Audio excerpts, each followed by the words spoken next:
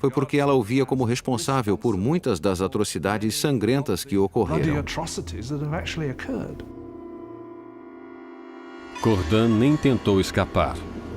E durante seu julgamento, não demonstrou arrependimento.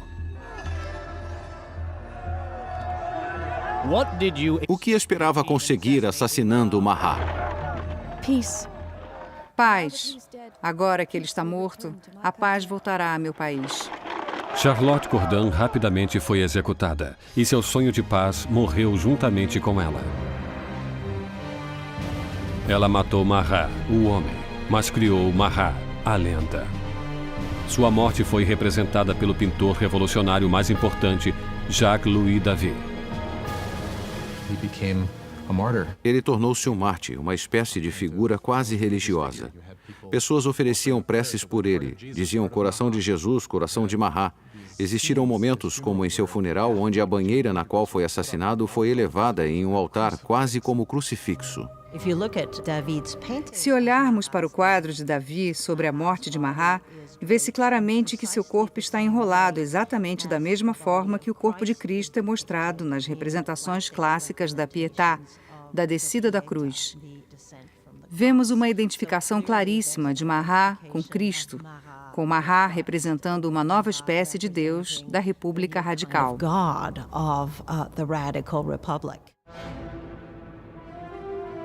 Robespierre inveja a adoração dedicada a Marat. Mas sempre pragmático volta sua atenção para os assuntos do momento. Porque, apesar de Marat estar morto, ainda existem outros exigindo mais sangue, o sangue real. Concierge, a Anticâmara da Morte. 8 meses após a execução de seu marido e apenas dias após a morte de Charlotte Corday, Maria Antonieta está presa ali, em uma cela repulsiva, completamente sozinha. Uma das piores coisas que aconteceram a Maria depois da execução de Luís foi que seus filhos foram afastados dela. Sabemos que eram a coisa mais importante para ela, e Maria sabia que seu filho estaria sujeito a terríveis violências para fazê-lo esquecer que algum dia pertencera à realeza, por seus revolucionários. E ela estava certa. Poucos anos depois, seu filho morreu de negligência e violências terríveis. A ex-rainha Maria Antonieta estava com 38 anos de idade, mas a revolução a envelhecera, era apenas uma sombra. Maria Antonieta fora uma mulher muito bonita e elegante até a Revolução. Entre 88 e 89, emagreceu e seus cabelos ficaram brancos. Abandonou toda a sua vaidade e suas coisas bonitas. Ficou magra demais.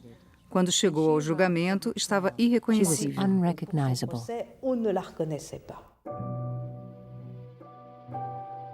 Em 15 de outubro, Maria é julgada, acusada de alta traição e de acabar com o Tesouro Nacional. As poucas evidências apresentadas eram suplantadas pelos rumores. Uma acusação final foi acrescentada à lista. Ela foi acusada de incesto com seu filho. Disso, Maria levantou-se para defender-se. Apelo à consciência e sentimentos de todas as mães presentes para declarar se não existe uma só entre vós que não estremeça ouvindo tais horrores. E naquele momento houve uma mudança na corte, porque todas as mulheres sentiam que estavam implicadas e perceberam que foram longe demais em suas acusações. Com uma elevação da simpatia pública, Maria esperava ser deportada para a Áustria, mas suas esperanças desapareceram quando sua sentença foi declarada. Deveria ter o mesmo destino de seu marido. Maria Antonieta estava triste desde o princípio. Ela era o símbolo da aliança austríaca que provara ser desastrosa para a França. Juntamente com o marido, foi motivo de riso devido ao aparente fracasso de seu casamento. E ela era o símbolo da cultura da corte, em uma época em que o povo passava a ver essa cultura como algo completamente corrupto e terrível para o país. Portanto, por todos esses motivos, ela foi odiada como nenhuma outra rainha da França o fora antes. Era desprezada, vilipendiada. De sua cela, Maria escreve uma carta final despedindo-se de seus filhos e de sua família, prometendo ser corajosa.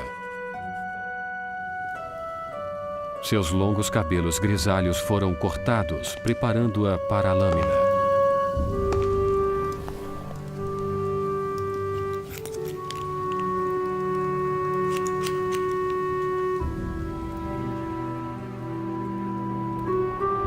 Suas mãos foram fortemente amarradas. Quando saiu pelos portões da prisão, esperava uma carruagem. Em vez disso, foi levada por uma carroça como uma criminosa comum. Ela esperava que, quando fosse levada para a execução, teria o mesmo tratamento do rei, que iria em uma carruagem fechada para que a multidão não pudesse vê-la. Mas colocaram-na em uma carroça aberta para que as pessoas pudessem gritar todo tipo de ofensa, coisas terríveis, ameaças horríveis. Uma sombra da soberana que foi um dia. Maria Antonieta mantém uma dignidade de rainha enquanto desfila pelas ruas de Paris.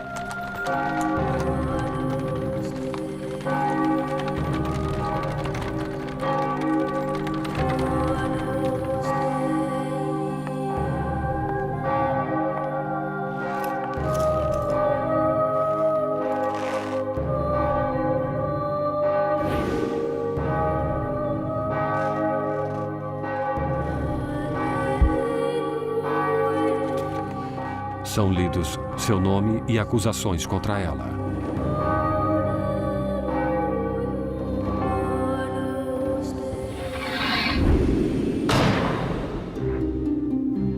A última rainha da França está morta. Vários dias depois, seguiram-se mais execuções. Os membros da Convenção Nacional perceberam o exagero de mortes. Já perdiam colegas um após o outro para a guilhotina. A revolução parecia Saturno devorando seus próprios filhos. Danton diz: A revolução, meus amigos, não é feita com rosas.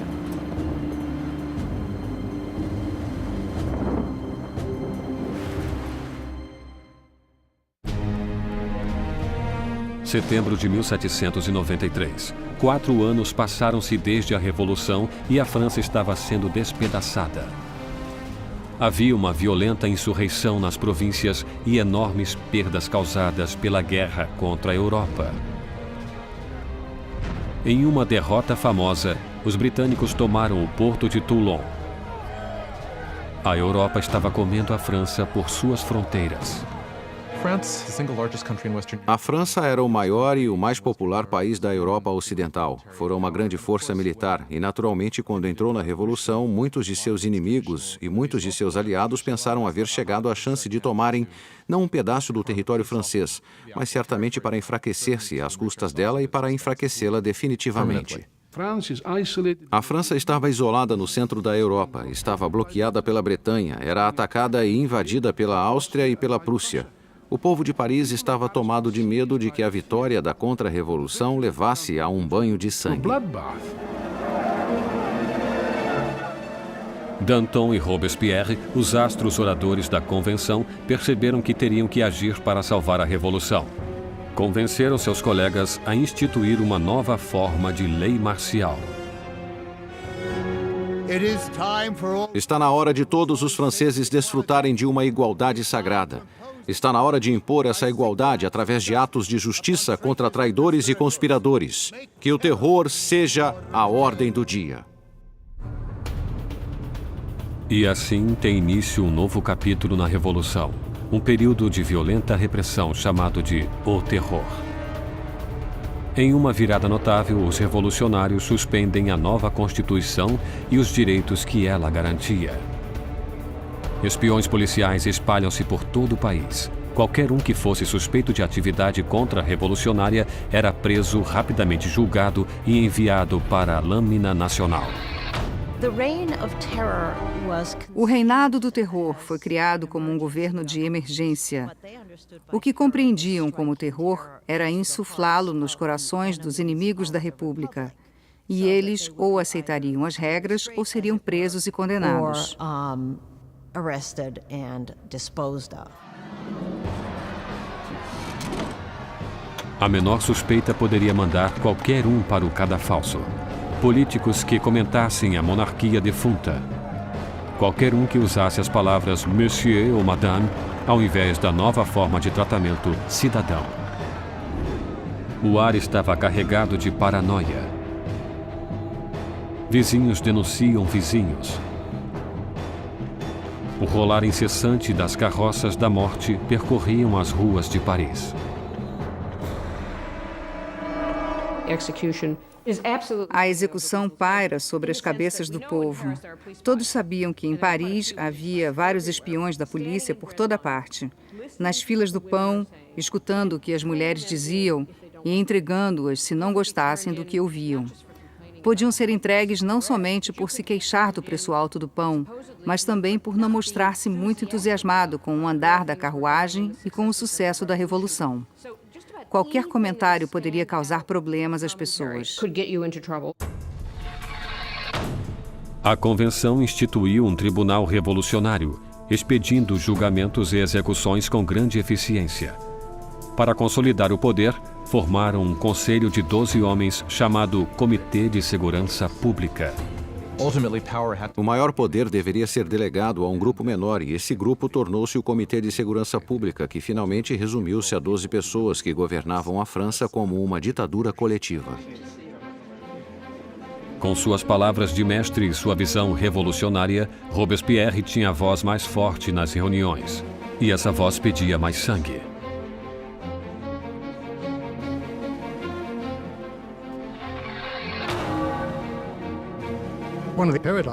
Uma das incongruências da vida política de Robespierre era que inicialmente ele era um oponente apaixonado da pena de morte, e naturalmente isso voltou-se contra ele quando mais tarde tornou-se igualmente ferrenho a favor do terror e da guilhotina. Ele jamais explicou-se claramente, exceto para dizer: os tempos mudaram. A revolução endurecera Robespierre. Inicialmente apoiando fervorosamente uma imprensa livre, agora instaurava a censura, um vestígio do antigo regime. E com a igreja já sendo atacada, ele é influenciado por um dos revolucionários mais radicais, Jacques-René Hébert, que propõe uma descristianização. Quando a crise da guerra e da rebelião interna está no seu auge, o povo começa a dizer que a raiz de todo o problema eram os padres, a religião. E se quisessem salvar-se dos inimigos da revolução, deveriam destruir o poder da Igreja Católica. Superstição, fanatismo, é disso que a religião se trata e, consequentemente, acabar com isso. Ruas que tinham nomes de santos foram rebatizadas. Ícones religiosos foram destruídos e substituídos por tributos ao novo São Marra. A igreja passou a ser o inimigo dos revolucionários radicais. Altares eram arrancados das igrejas e catedrais, o vidro era quebrado, as estátuas destroçadas. A riqueza da igreja simplesmente desaparecia. Para a opinião europeia, isso era ainda mais chocante do que a morte do rei. Nem mesmo o calendário cristão foi poupado. Os anos já não eram marcados a partir do nascimento de Cristo, mas de setembro de 1792, a queda da monarquia. Agora era o ano 1. Os meses receberam nomes de acordo com as estações. Julho tornou-se Thermidor, abril Floreal. Os meses foram partidos em 3 semanas de 10 dias cada. O calendário revolucionário foi destinado como uma arma contra o cristianismo, contra a fé cristã. É claro que com uma semana de 10 dias não haveria mais o domingo, e o povo nem sabia mais quando seria o domingo. Era o que esperavam. O terror espalhou-se por toda a França. Insurreições são abatidas com uma crueldade sem limites. Na cidade de Lyon, onde os contra-revolucionários ganhavam terreno, o Comitê de Segurança Pública exibe um exemplo cruel. Centenas de rebeldes são amarrados, enviados para os campos e assassinados em massa.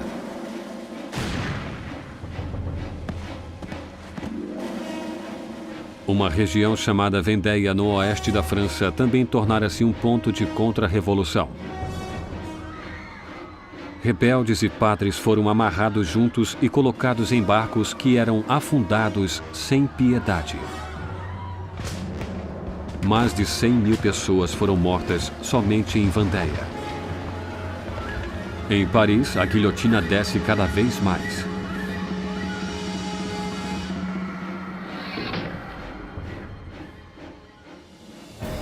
Os exércitos franceses finalmente conseguem vitórias nas fronteiras. Sob as ordens de um brilhante comandante, Napoleão Bonaparte, o exército francês faz com que a Marinha Britânica realize uma retirada desmoralizante em Toulon. A revolução está em seu auge. Robespierre está em seu mais alto poder. Dominar a todos os inimigos da revolução e alcançar o sucesso através do terror. Durante um tempo, o terror foi um meio eficiente de reunir o país, o governo e lutar uma guerra com várias frentes. No leste e no norte, por toda parte. Lutando contra uma guerra civil em Vendéia, a mais sangrenta de todas. E também a guerra civil contra os girondinos e contra todos os revolucionários que se voltassem contra Paris. O terror atingiu sua meta, mas não parou. E não pararia, até devorar o homem que o criara. Maximilien Robespierre.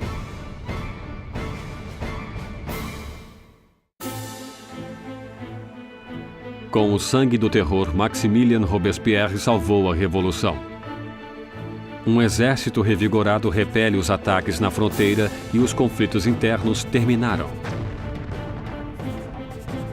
No ponto mais alto de seu sucesso, Robespierre sonha com uma meta ainda maior: usar mais terror para moldar um novo tipo de sociedade. Uma república da virtude. Por virtude, ele entende virtude cívica, que é um ponto pacífico para Robespierre. Por exemplo, não se pode ser um cidadão virtuoso simplesmente obedecendo à lei e baixando a cabeça. É preciso estar ativamente envolvido no trabalho do Estado. E isso incluía para Robespierre a destruição de seus inimigos do Estado. Em 5 de fevereiro de 1794, Robespierre fez um discurso explicando sua filosofia. Terror sem virtude é desastroso, mas a virtude sem terror é inútil. Ele associava o terror com a virtude. O terror, naquele momento, tornava-se em seu pensamento um instrumento pelo qual poderia criar a virtude.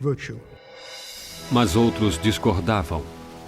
Para Danton, a revolução tomava o caminho errado.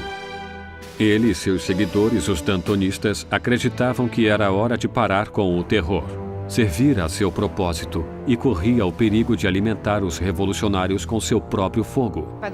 Na primavera de 1794, as coisas começavam a melhorar. A situação do alimento não era tão ruim e o esforço para a guerra melhorava. Danton dizia basicamente que era preciso tomar um caminho novo para o governo, que precisavam chegar a um tipo de normalização. Robespierre acreditava que ainda era cedo. Danton começaria a organizar um grupo para discutir que deveriam terminar com o terror. Robespierre vê isso como uma ameaça direta ao governo, não como uma diferença de opinião sobre a direção de uma política, e sim como uma traição em potencial.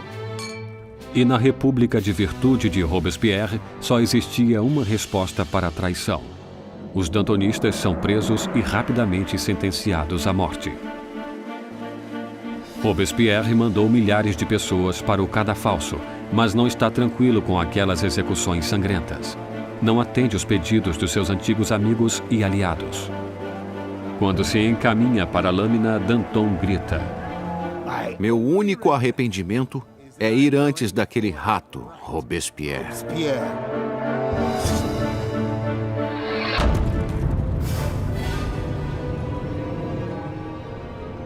Com os dantonistas fora do caminho, Robespierre lança a França em um período ainda mais sangrento, mais horripilante: o Grande Terror. O Grande Terror foi o nome dado à última fase do terror na primavera e no verão de 1794.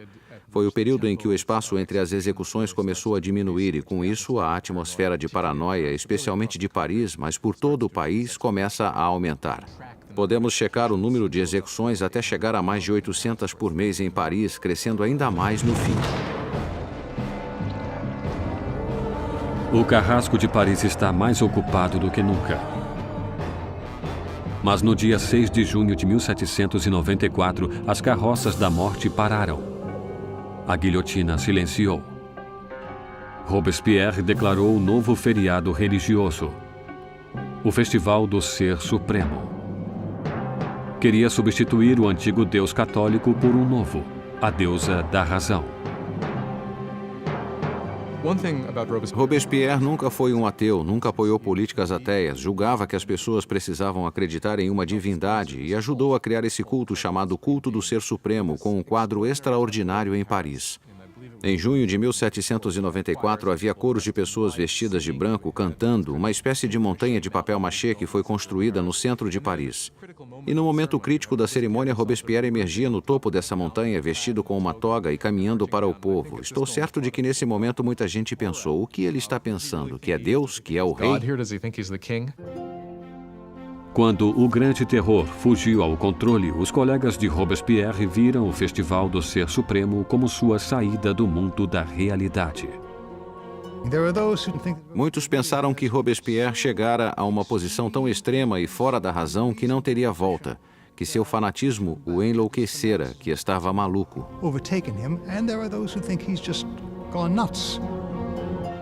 Mais uma vez, as suspeitas de Robespierre voltaram-se para aqueles mais perto dele.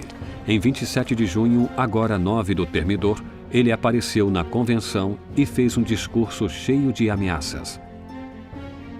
Seria seu último discurso. Robespierre cometeu um erro tático. Anunciou que tinha uma nova lista de inimigos, mas não a entregou. Portanto, todos tiveram medo de estar nela. E quando voltou no dia seguinte para entregar a lista, foi preso antes que pudesse falar. Um coro inesperado de vozes gritava fora Robespierre. Ele ficou chocado e em silêncio. Os representantes declararam-no um inimigo e removeram-no da convenção. Robespierre e vários de seus associados foram levados para a prefeitura, onde foram vigiados a noite inteira. Pela manhã, ouviram-se gritos. Os guardas correram para o segundo andar. Abriram a porta e viram uma cena inesperada. Um dos seguidores de Robespierre atirara-se pela janela. Outro atirara na própria cabeça. E Robespierre é encontrado semiconsciente com um ferimento de bala no rosto, sua mandíbula partida por uma aparente tentativa de suicídio. Robespierre passa suas últimas horas sobre a mesa do Comitê de Segurança Pública, na mesma sala onde espalhara o terror até seu final sangrento. Enquanto é ridicularizado e insultado por seus antigos colegas, Robespierre não pode responder. O grande mestre da oratória fora silenciado. Na concierge, onde a última rainha da França o precedera, Robespierre foi preparado para a navalha nacional. Seu companheiro de cela, o revolucionário Saint-Just, apontou para um quadro dos direitos do homem e disse: "Pelo menos fizemos aquilo." Robespierre dominara uma revolução e mudara a face da França. Reordenara a sociedade e dirigira um sistema sangrento e tirânico para garantir seu sucesso. Mas estava destinado a ser uma de suas últimas vítimas. O caso é que havia muito entusiasmo para terminar o terror, mas ninguém sabia como fazê-lo. E o mais surpreendente de tudo é que, no final, a única maneira de acabar com o terror seria com a queda de Robespierre. Em 27 de julho de 1794, a guilhotina decapitou o incorruptível. E foi derramado o último sangue do terror. O terror morre com Robespierre, mas a revolução não. Os direitos do homem, a democracia, a nova república, os resultados da revolução sobreviveriam aos próprios revolucionários. A França entraria em um período de incertezas, congelada entre o medo de outro terror, ou pior ainda, um retorno à opressiva monarquia que o precedera. Depois de 5 anos instáveis, o poder novamente é consolidado nas mãos de um único homem: Napoleão Bonaparte. Os historiadores discordam sobre o fim da Revolução. Alguns acreditam que ela morreu com a ascensão de Napoleão. Outros afirmam que a Revolução viveu até o século XIX e mais ainda. A Revolução foi o primeiro modelo definitivo em que um povo tomou seu destino com suas próprias mãos. A ideia, os antigos súditos, os que estavam em melhor posição, ou a monarquia mais gloriosa da Europa pudesse definitivamente reviver sua história, foi algo com resultados incríveis. A Revolução destruiu a parte fútil da Europa e mudou para sempre o curso da civilização ocidental. A questão levantada pela Revolução Francesa é saber quanto de violência é justificável para conseguir-se uma sociedade melhor. O povo teria o direito de destruir o que julgava ser um sistema injusto para substituí-lo pelo que estava convencido fosse mais justo. Quanto de violência é justificável para esse fim? Ainda temos que pensar no assunto. Enquanto Robespierre e seus companheiros dirigiam seu país para o futuro, muitos deles devem ter imaginado qual seria o resultado final. Mais de 200 anos depois do nascimento da República Francesa, o fantasma de Robespierre ainda persegue revoluções da Rússia ao Vietnã, da China à América Latina. A experiência francesa com a democracia inspirou modelos por todo o mundo. Onde existe tirania, o grito por justiça é eterno. Pela liberdade, igualdade, fraternidade. Pela revolução.